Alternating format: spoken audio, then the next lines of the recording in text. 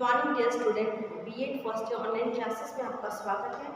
आज जो हम पढ़ने जा रहे हैं वो है आपका 5th और 6th पेपर, जिसका नाम है पैडागोजी ऑफ इंग्लिश। तो आपका जो पेपर है उसका नाम है pedagogy of English. Second unit है आपकी। और अभी जो हम पढ़ने जा रहे हैं, जो आपका टॉपिक हम डिस्कस करेंगे वो है आपका कोरिलेशन।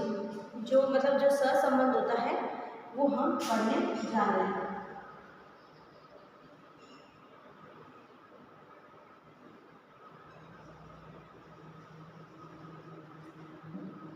जो कोरिलेशन है आपका अदर सब्जेक्ट से,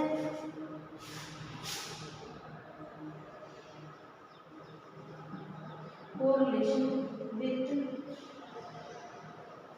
other school subject.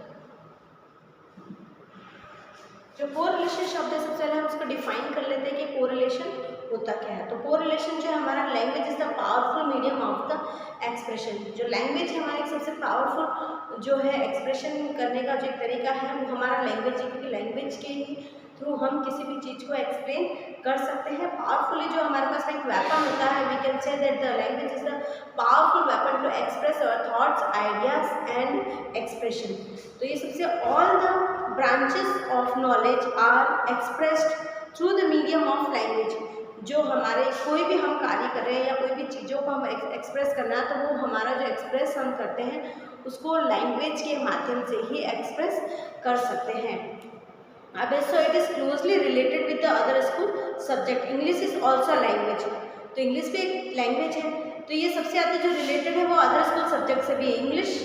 Every language has its own literature. जो भी भाषा होती है उसका अपना एक साहित्य ज़रूर होता है। जैसे यदि हिंदी है तो हिंदी का भी कुछ साहित्य है, इंग्लिश है तो इंग्लिश का भी साहित्य है, और यदि संस्कृत है, पंजाबी है, जो भी भाषा है उसका अपना ही साहित्य होता है। उसके साथ ही therefore English also has its literature is closely related with other school subject. English can easily be related with history, geography, civics, art and music. We can see the relation of English and literature with other school subject under the following points. मतलब उसका जो अन्य विषयों के साथ में जो सहसंबंध है हम उसको अभी स्टेप बाय स्टेप एक के माध्यम से, मतलब इन जो स्टेप आते जाएंगे हमारे, इनके माध्यम से हम उसको समझ सकते हैं। तो सबसे पहले है English and history. English and history correlation, English correlated with history, यानी हिस्ट्री से किस प्रकार से इंग्लिश का जो है सहसंबंध पाया जाता है। तो देखिए मैं आपको बताती चाहती हूँ, जैसे कि history is clearly visible in English literature. जो हिस्ट्री होती है वो इंग्लिश लिटरेचर में क्लियरली विजिबल होती है, यानी दिखाई देती है। किस प्रकार से, उसको हम एक एग्जाम्पल के माध्यम से समझेंगे।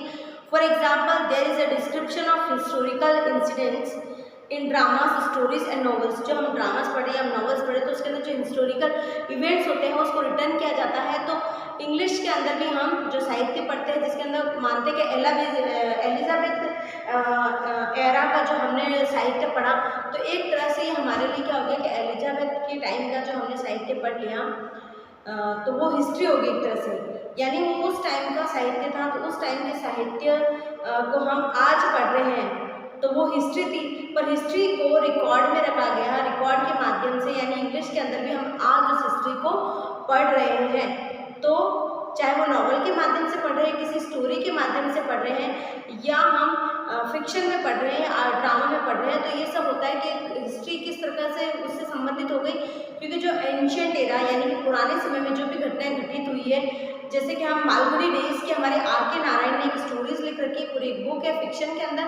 तो आर के नारायण ने जो लिखी वो समय के लिखी, यानी उस समय में किस तरह से 1 रुपये में आपको मिठाई मिल जाती थी, या किस प्रकार से वो अपनी दुकान को संचालित करा, उसकी मदर नहीं है, वो किस तरह से फिर अपने फादर को भी छोड़ देता है और वो आगे बढ़ जाता है अपनी वाइफ के साथ में। तो उस समय का जो चित्रण उसने किया है अंग्रेजी से, तो उस समय यदि बीता हुआ समय ही हमारा हिस्ट्री होता है, तो बीते हुए समय को उसने इंग्लिश के अंदर बताया है। There is a description of historical incident.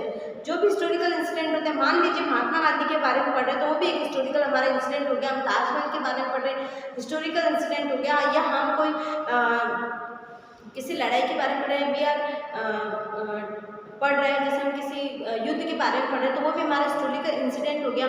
तो हिस्टोरिकल इंसिडेंट को भी इंग्लिश में पढ़ना है, चाहे वो हम नॉवेल्स के माध्यम से पढ़ें, फिक्शन के माध्यम से पढ़ें, स्टोरी के माध्यम से पढ़ें या प्रोज के माध्यम से पढ़ें या ड्रामा में पढ़ें, तो हमारा रिलेशन उससे हो गया। नेक्स्ट है हमारा इंग्लिश एंड ज्योग्राफी।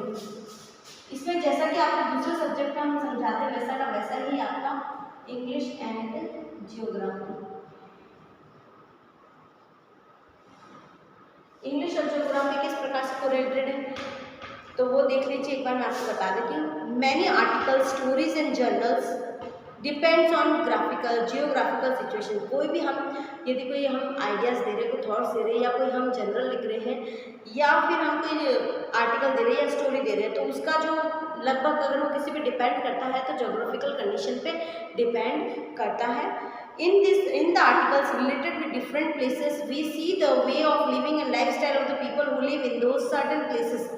यानी जब हम पढ़ते हैं उस एरिया के बारे में तो हमें पता चलता है कि उस फलाना प्लेस पर रहने वाला इंसान का जलवायु कैसा था या फिर उसका रहन सहन कैसा था, उसका खान पान कैसा था।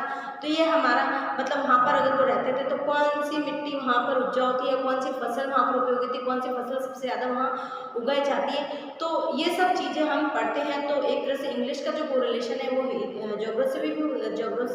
ज्योग्राफी जो है उससे भी हमारा बन जाता है, क्योंकि वहाँ पर जो लाइफस्टाइल होती है, the lifestyle of the people we can see only in the English while we are teaching या while we are learning the lifestyle of the person related to the chapter, related to the story and related to the novel या related to the general. हम जिस चीज़ से जुड़े हुए थे तो वहाँ का जैसे एस्किमोस के बारे में पढ़ रहे हैं तो वहाँ की जलवायु कैसी, वहाँ का रहन सहन कैसा है, चाहे वो इंग्लिश में लिखा हुआ है तो इंग्लिश का तो हमें नॉलेज हो रहा है। साथ में एस्किमो मतलब मान लीजिए हम किसी जनजाति के बारे में पढ़ रहे हैं, पंजाबी जनजाति के बारे में पढ़ रहे हैं, पर वो रिटर्न हुआ आपका जिस लैंग्वेज में रिटर्न हुआ वो इंग्लिश है, तो आपको इंग्लिश का नॉलेज तो हुआ ही। साथ में वहाँ की जो जलवायु के बारे में आप पढ़ रहे हैं, वहाँ का रहन सहन पढ़ रहे हैं, तो उसके साथ साथ आपको वहाँ के लोगों की जलवायु कैसी, रहन सहन कैसा, उनकी लाइफस्टाइल के बारे में जानने को मिला। इस तरह से इन दोनों में कोरिलेशन पाया जाता है।